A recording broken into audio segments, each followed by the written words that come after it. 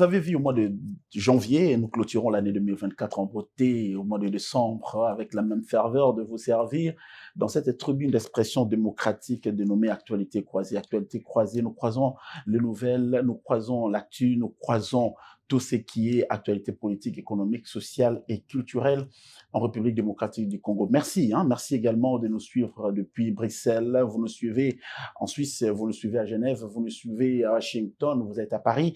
Nous savons qu'il fait très froid là-bas, mais ici nous sommes à Kinshasa direct. Vous nous suivez également dans les provinces de la République démocratique du Congo. Vous nous suivez dans la ville-province de Kinshasa, dans les 24 communes. Vous êtes dans la commune de Lemba, vous êtes dans la commune de Lagombe, vous êtes à Bandalungwa, vous êtes à Kintambo, vous êtes à Kinseso. Vous suivez ce magazine Actualité croisée qui a un caractère bilingue. Bolanda kabiso lokola bomesa nonde topesa bino ba nouvelle ba sango o bosengeli koyoka o bosengeli komanyola na ndenge na bino population congolaise obozai kolanda biso bisika nyonso bozwami na ngumba Kinshasa pe na ngumba Congo démocratique Mobimba. Comme d'habitude, on a toujours l'ancien honneur de recevoir sur cette tribune une personnalité de marque avec qui nous n'allons pas clôturer l'année 2024, mais il est en train de nous amener dans ces rythmes-là, de clôturer l'année avec lui. Il s'agit de M. Michel Diom. Il est passé plus d'une fois dans cette tribune d'actualité croisée avec toute la pertinence du dé et puis d'argumentation. On va parler République démocratique du Congo au regard de toutes les questions qui ont fait la une et les questions de l'heure dans le domaine politique. Boyebi, Mikolo, tout rime autour de la Constitution. Constitution, révision, Constitution, changement. On ne sait pas, le président de la République a dit, il a encore réaffirmé dans son discours devant le peuple kassaïen qu'il tient mordicus à ce que cette Constitution reçoive une touche. Ça sera une touche de changement ou une touche de révision. Nous recevons sur ce plateau M. Michel Diom. Avec lui, nous allons nous attarder sur beaucoup de sujets, mais on va d'abord lancer les hostilités avec la question constitutionnelle. Mais permettez-moi de lui souhaiter bonjour et bienvenue, M. Michel Diom. Merci, merveilleux. Merci. Guy Bocher, merci d'avoir accepté de me recevoir dans ce beau cadre. Ça nous flatte. Merci. Merci de nous faire aussi cet honneur. À chaque fois que nous avons besoin de vous, vous suspendez d'autres agendas pour nous honorer.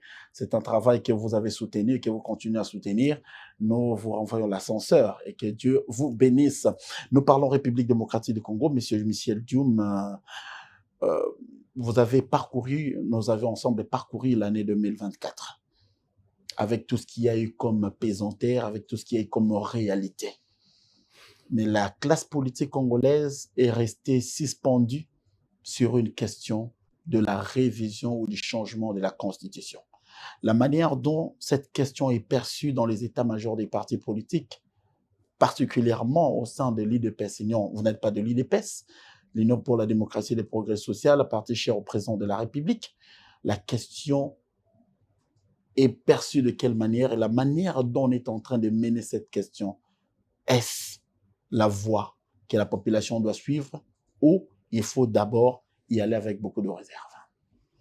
Je ne m'attendais pas à ce que tu me poses une question assez complexe comme la question de la révision ou du changement constitutionnel. Vous savez, je ne suis pas juriste et je n'ai pas eu le mandat pour parler ouvertement de la question politique. Mais parce qu'il faut deux fois échanger et donner son point de vue en tant que citoyen, je peux vous dire deux éléments. Le premier élément, c'est que par définition, le parti politique, c'est la conquête et la conservation du pouvoir. Lorsqu'on a le pouvoir, personne ne peut te dire, voilà, tu as le pouvoir aujourd'hui, demain tu lâches. C'est vrai que la démocratie à l'occidentale veut qu'il y ait ce qu'on appelle l'alternance. Mais il faut qu'il y ait de la vitalité dans la démocratie pour qu'on arrive à une bonne alternance. Maintenant, tu as posé la question réelle de comment l'UDPS s'y prend. Et je ne suis pas membre et je ne suis plus, à l'époque, j'étais quand même un traducteur du papa, j'ai tourné autour, mais depuis que le changement de papa nous a lâchés et que nous sommes restés dans la nouvelle configuration, je n'ai pas vraiment beaucoup de connexion.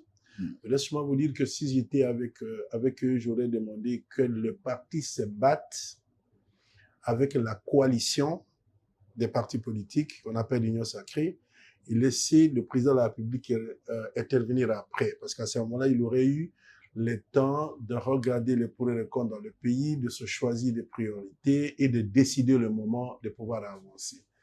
Mais il ne pas à préférer s'essouffler vite et laisser le président de la République prendre le devant sur la question. Comme ça devient une question où le numéro 1 du pays, lui-même dit le garant des institutions, veut les changer, je crois que la plupart des réactions maintenant se résument à « je soutiens » ou « je ne soutiens pas ». Donc, il n'y a plus de grands débats. Il n'y a plus de grands débats. Il n'y a plus de grands débats. Et le débat de fond pour voir la pertinence. Tu permets que je termine par là. À ce moment-là, il se développe l'hypocrisie politique. Celui qui est ministre, qui est en bonne position, dit « je soutiens la vision du chef de l'État dans son cœur, il n'y croit pas ». Tandis que ceux qui ont encore le temps de réfléchir se posent la question du moment. Pourquoi au premier mandat, au deuxième mandat, la première année, le président lance une grande réforme des institutions avec toutes les conséquences que nous savons. Les gens vont lui prêter l'intention principale, c'est de la conservation du pouvoir, ce qui est légitime, la conservation du pouvoir au-delà des limites actuelles. Donc, pour faire sauter les limites qui étaient dans la Constitution qu'il a amené au pouvoir, donc il va les changer. Alors, pour terminer, je dois dire que quelle que soit la manière de faire, le président ayant pris lui-même le bâton pour conduire, la Constitution va être révisée. Ou soit changée. Je ne sais pas, mais je me dis elle va être révisée. Pourquoi? Parce qu'elle va être le débat, c'est pourquoi je ne comprends pas pourquoi on a lancé le président dans ce débat avant. Parce que le débat va se faire au Parlement. Et le Parlement est majoritairement de l'Union sacrée. Donc, l'énergie dégagée actuellement, les moyens probablement qui vont être mis sont des moyens qu'on pouvait mettre dans autre chose parce que c'est simple, la Constitution est révisable et elle est révisable par les élus. Ils sont majoritairement de l'Union sacrée, donc ils peuvent réviser la Constitution et laisser le moment venu, s'il y a des dispositions qui nécessitent le référendum, à ce moment-là, chacun d'entre eux rentrerait dans sa base. On y mettrait les moyens de communication, la presse est là, les déplacements sont là, les gens vont prendre contact et je crois qu'on irait beaucoup plus à l'aise. Mais ça, c'est vu par quelqu'un qui ne fait pas la politique et qui n'est pas membre d'un parti politique. Quelqu'un qui fait la politique, il ne faut pas nous amener en bateau. Non, je fais pas, je suis pas élu. Je suis pas élu, donc ma voix ne porte pas beaucoup à part la voix que tu me donnes à travers ton micro. Voilà. Alors aujourd'hui, puisque vous parlez de des conséquences qui pourront en découler, je vous ai pris au mot, hein, les conséquences qui pourront en découler, on peut projeter quoi? Bon, je ne suis pas Dieu pour le savoir, mais quand tu observes l'avènement politique international, ceux qui ont voulu le troisième mandat, on sait la plupart comment ça s'est terminé. Maintenant, nous pouvons dire non, ça ne sera pas pour le troisième mandat. Les gens qui sont contre savent que c'est pour le troisième mandat. Parce que je vous ai dit par définition, l'IDPS a raison de pouvoir conquérir le pouvoir et le conserver dans le temps. Et pour les conserver, il y a deux choses. Vous vous faites porter par la population dans le cœur. Très bien. Donc, vous vous mettez en question chaque 5 ans et on vous renouvelle.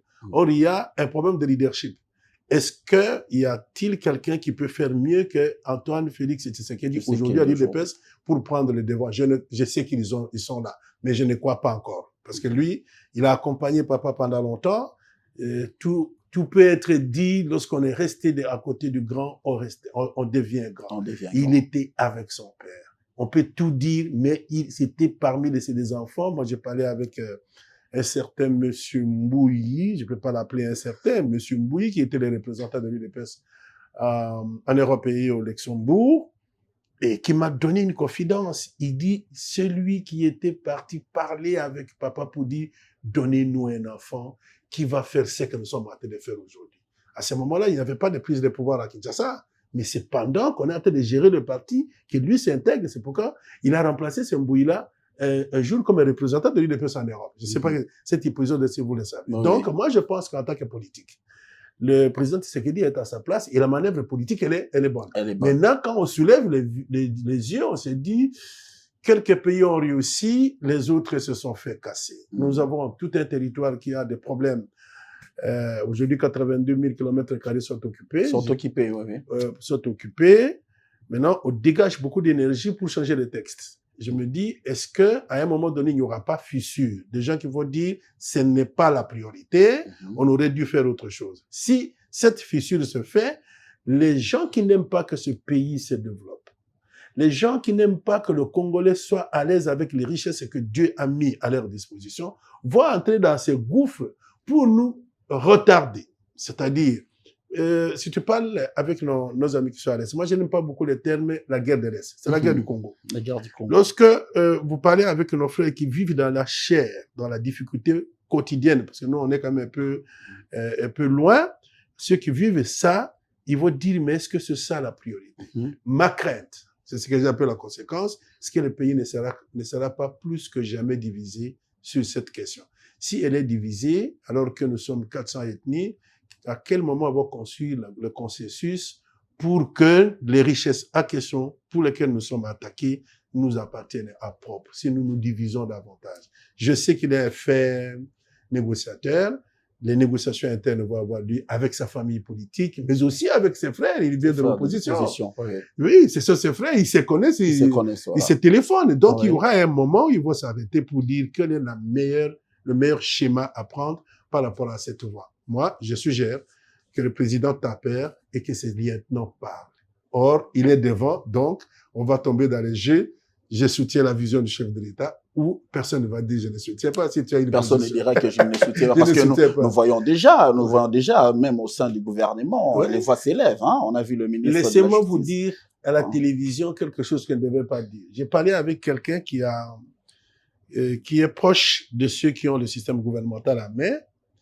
Il prenait son avion de l'Europe vers Kinshasa. Moi, j'arrivais. J'ai dit, mais on pouvait se voir. Il dit, non, je cours vite parce que je dois amener ma réflexion que j'ai faite pour qu'on puisse intégrer, qu'on fasse sauter le verrou de la Constitution.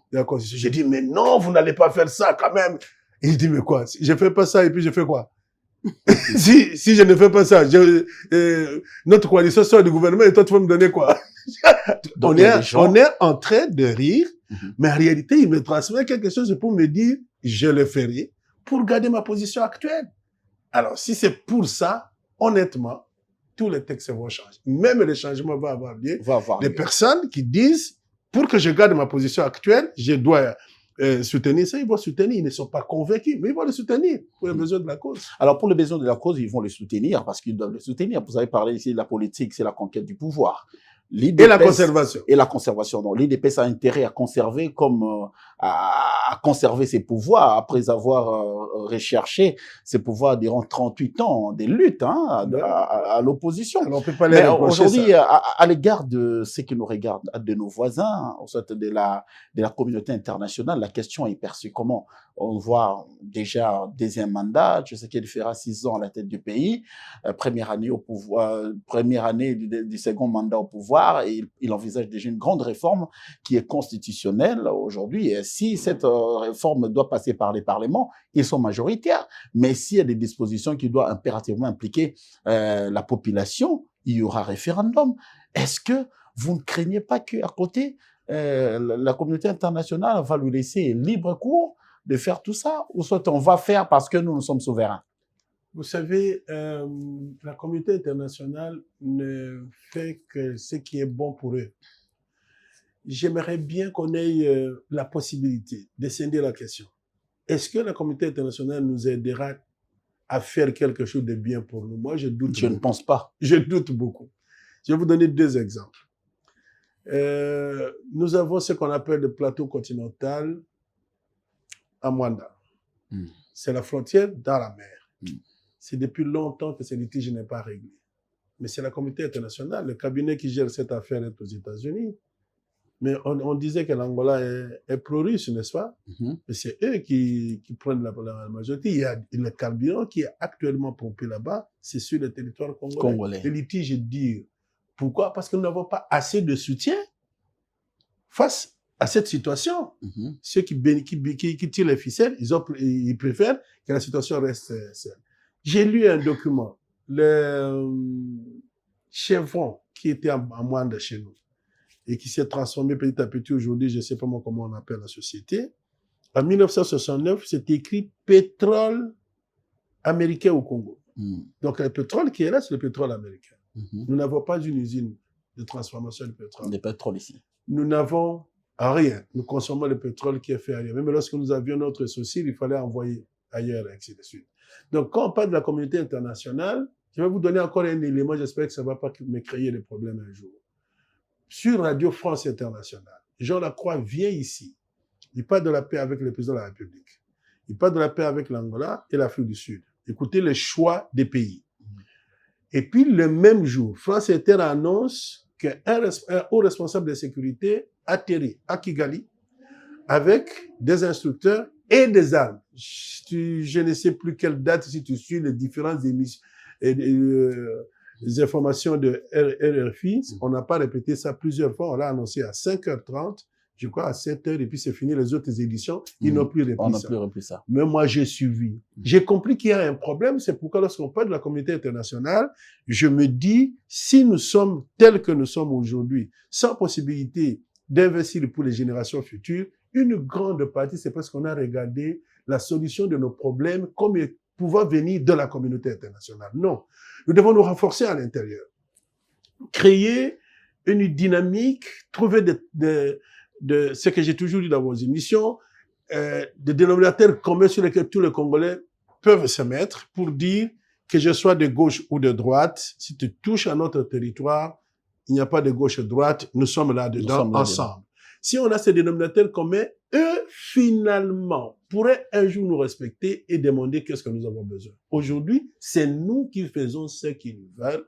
On n'a pas encore réussi à soulever la tête.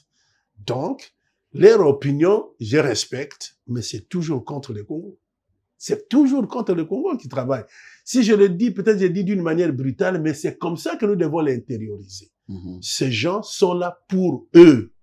Ce qui se passe à l'Est, ce n'est pas parce qu'on n'a pas d'armée.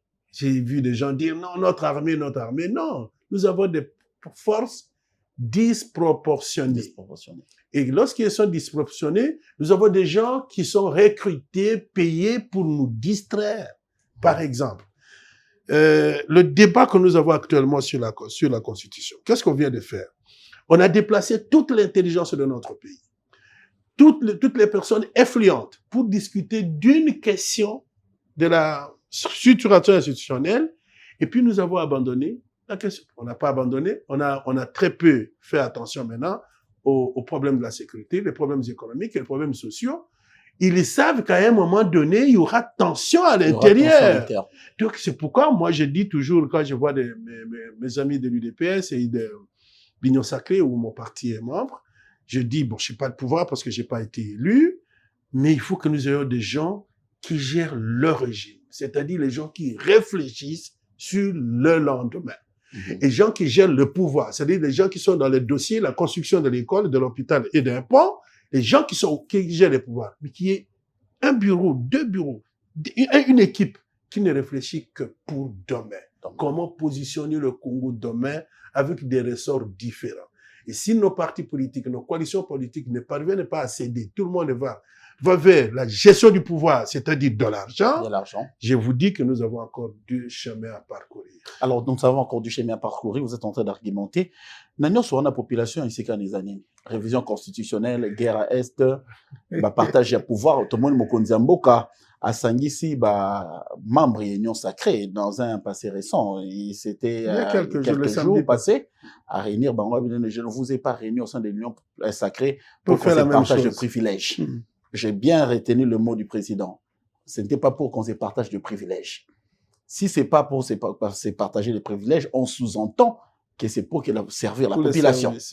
Alors aujourd'hui, la population s'est dit ne pas se retrouver dans la gestion, dans tout ce qui est en train de se faire. La question constitutionnelle, la CDR que vous représentez, vous êtes un syndicaliste. Aujourd'hui, comment vous voyez la population se gérer lui-même face à cette question constitutionnelle? Vous savez, il y a un problème. D'abord, le premier élément, c'est qu'il faut conduire les gens. Il faut conduire les leaders d'opinion, syndicalistes, les églises, les partis politiques doivent construire un consensus sur cette question. S'il y a un consensus pour dire nous faisons, eh bien, au bout de la chaîne, c'est le service à la population que nous cherchons. En fait, la politique est faite pour servir. C'est ça, c'est pour servir.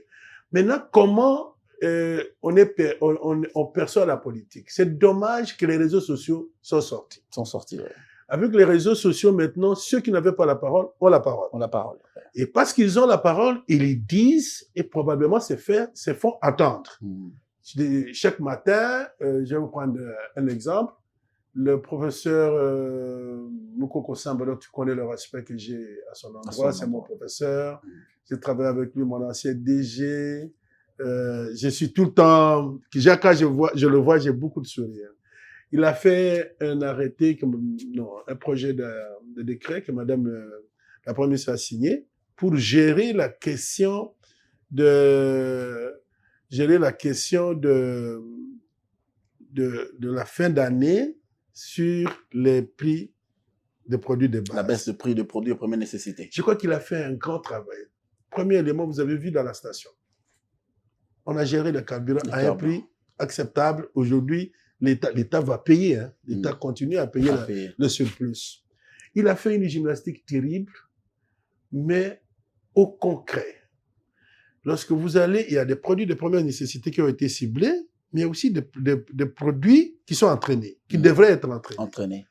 Mais lorsque je demande à ma fille, parce que j'aurais voulu que tu me donnes l'autorisation, que je salue ma famille, tu ne l'as jamais fait, nous sommes à la fin de l'année, peut-être à la fin, on aura le temps pour ça. Lorsque ma fille va faire les achats, il me dit, papa, les histoires ont augmenté. J'ai dit non, il y a eu quand même des mesures qui ont été prises par le gouvernement. Ça ne peut pas se traduire par une hausse, ça doit se traduire par une baisse. Alors, une personne qui a vu que son produit à lui a augmenté, que vous lui parlez des changements de constitution, il a un point de vue différent. Parce qu'il va te dire, nous ne sommes pas servis, ainsi de suite. Parce qu'il prend le pouvoir comme étant dans un angle quelconque, il regarde d'une fenêtre. Or, au niveau du président de la République, du gouvernement, c'est la surveillance globale. Donc, on ne peut pas faire marcher tous les secteurs au même rythme, de la même manière. Il y a des séquences, il y a des priorités, il y a des choses qui sont faites que vous ne voyez pas. Mouzito me disait à l'époque, nous sommes en train de creuser la fondation de ce que sera l'économie demain. Et je crois que ma tête est arrivée dans cette fondation, les gens ont apprécié. Maintenant, il faut continuer dans cette fondation. C'est là que les Moukoko sont en train de travailler. Dans les 10 ans, 15 ans, tu ne m'as pas encore posé la question, j'espère qu'on en parlera. C'est que Jean-Lucien Bousse est en train de faire avec les entreprises.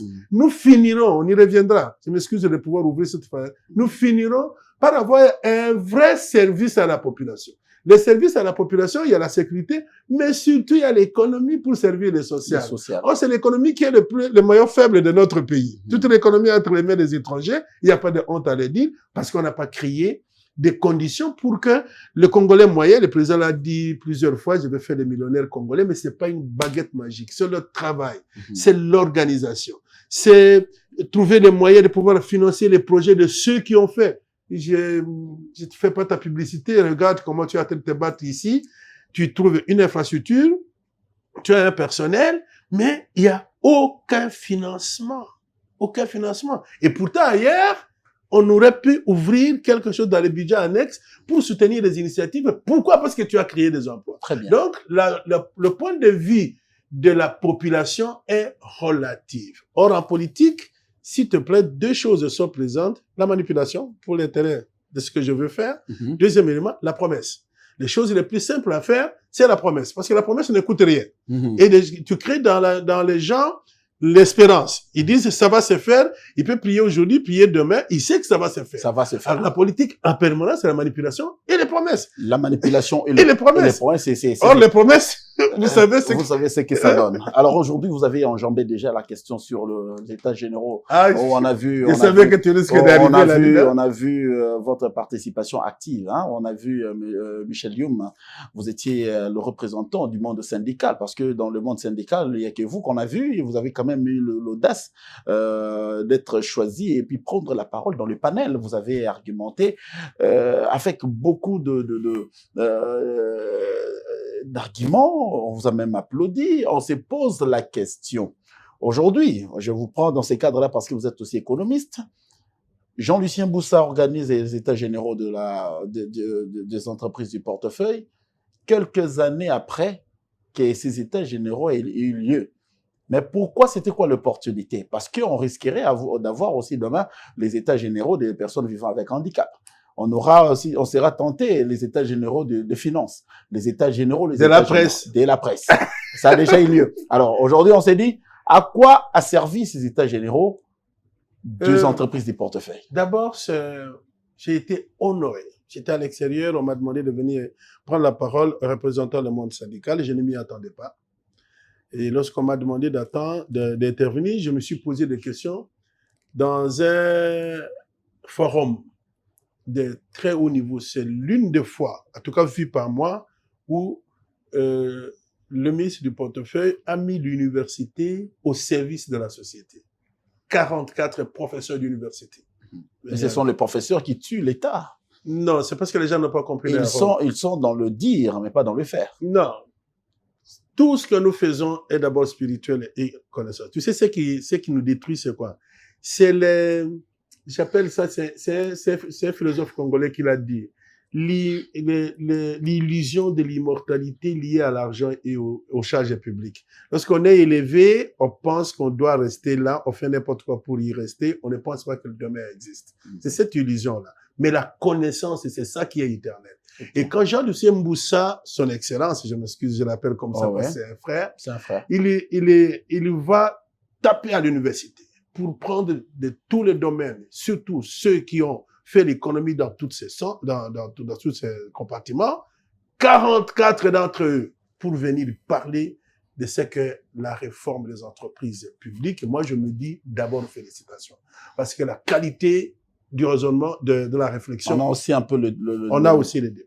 Et on appelle les chefs d'entreprise, ceux qui sont en fonction. Venez nous dire comment vous vivez vos entreprises. Deuxième étape. Et puis on appelle les personnes d'expérience venues du monde entier, qui sont venues intervenir.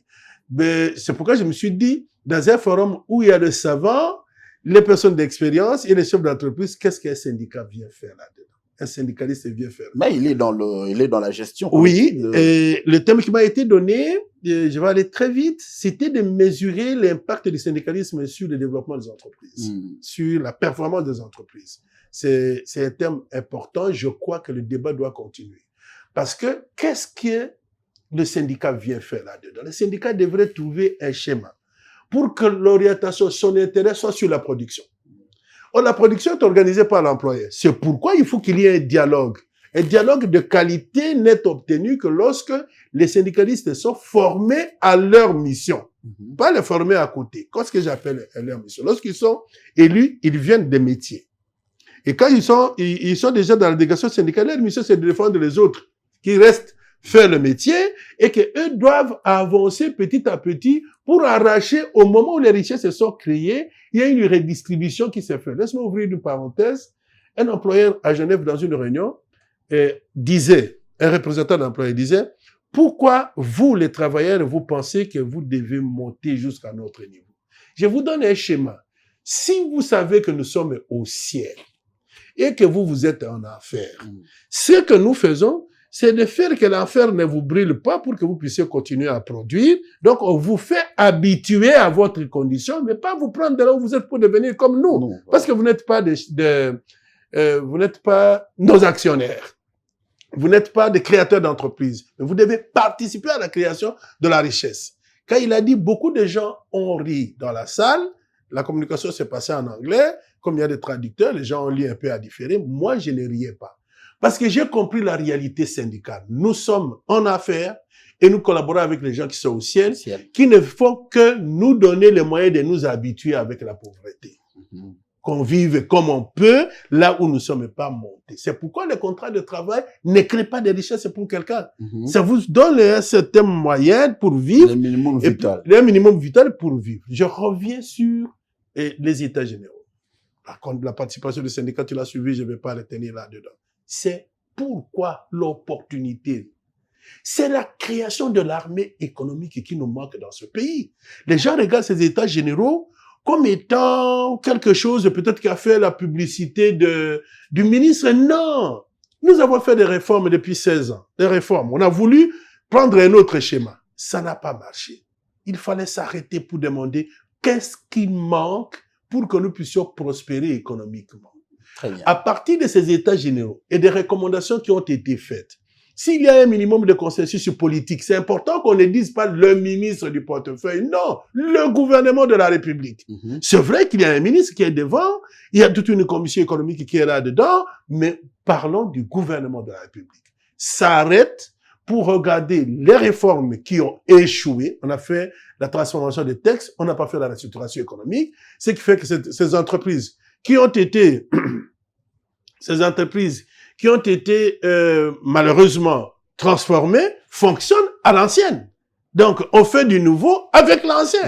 Donc, c'est compliqué de pouvoir voler. Alors, si on s'arrête comme on s'est arrêté et qu'il y a un minimum de consensus politique, on redonne à l'État un rôle dans les entreprises publiques. Parce que l'État aura à réhabiliter le service public. Je prends le cas de l'ONATRA. L'ONATRA avait une politique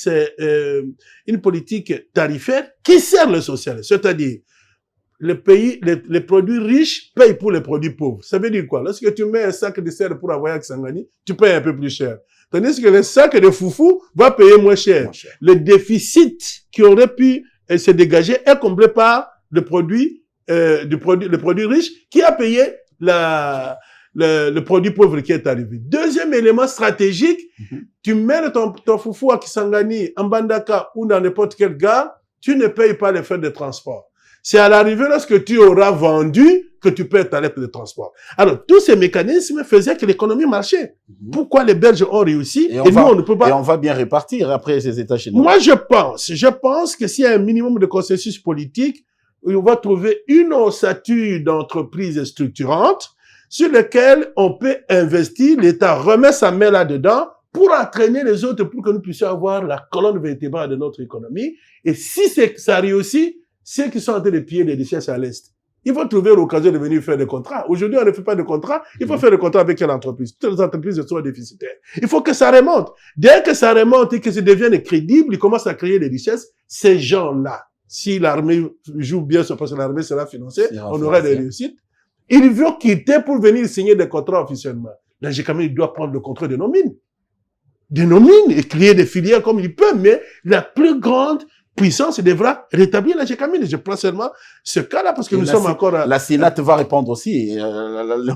Tu m'as compris. Voilà. Il faut trouver une ossature des entreprises où l'État a la main pour reconstituer l'armée économique. Nous allons nous en sortir. Mais si on regarde ça comme étant l'histoire du ministre du portefeuille, comme on a fait avec toutes les dames qui sont passées avant là-bas, on pense que c'est pour eux, Mabunda c'est pour elle, Maman Louise...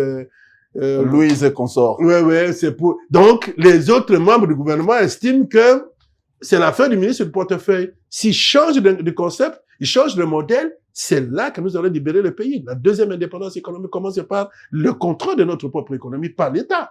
Moi, je ne sais pas si Il y a d'autres que ça. Il n'y a pas d'autre que ça. Alors, vous avez suivi avec beaucoup d'intérêt M. Michel Dioum, qui est économiste de son État. Tu ne vas pas me dire que mon émission est terminée. Économiste de son État, nous courons derrière le temps. Peut-être la population qui vous suit à travers le monde aurait au moins le temps d'entendre de vous une note d'espoir pour 2025. 2025, oui. 2025, il y a moyen d'espérer. Pourquoi on n'espère pas? Nous devons espérer parce que il y a beaucoup de choses qui sont faites dans le pays, au niveau gouvernemental, pour redonner espoir à la population. Quelle que soit la situation, nous sommes l'avenir. Nous sommes le pays solution pour l'avenir. Nous avons une nouvelle économie qui est en train de se développer sous nos yeux, c'est l'économie écologique. Ce sont des slogans, hein? C'est pas un slogan. C'est pas un slogan. On voit Bazaïba chanter ça chaque COP. J'apprécie beaucoup madame et je pense qu'elle est vraiment au front sur la question. L'économie verte va changer la donne dans le pays. Les crédits carbone qui n'apportent rien? Oui, qui apportera beaucoup. Vous allez argumenter sur 2025. Oui, c'est pourquoi je parle de 2025.